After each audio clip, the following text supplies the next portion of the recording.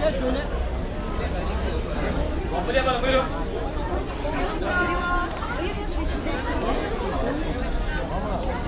Bat bat bat bat bat bat bat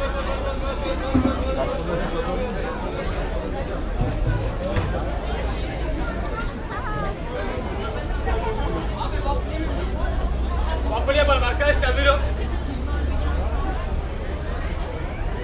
Arkadaşlar.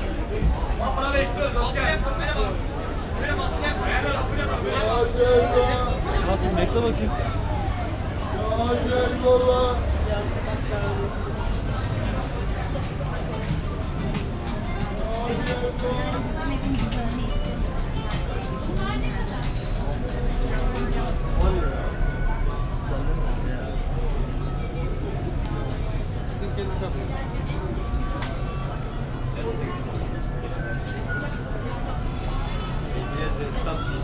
Siz nasıl istiyorsunuz abi? Hiç denemedim herhalde. Yok denemedim.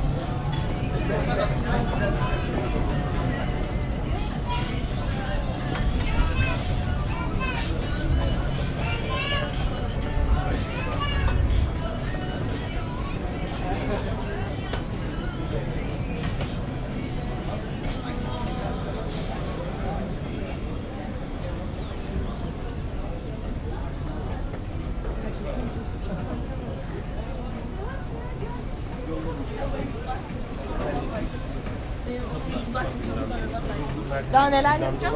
Yani artı yazacağız buradan.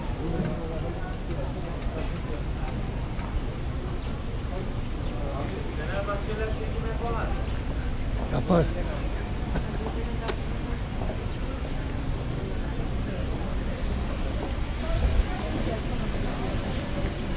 Batonlu hala duruyor mu?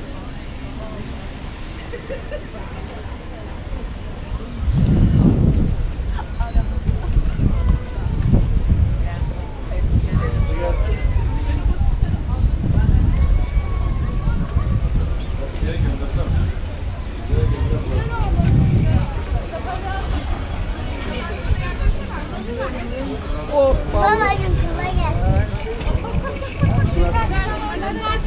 Kaybolur. Kaybolur.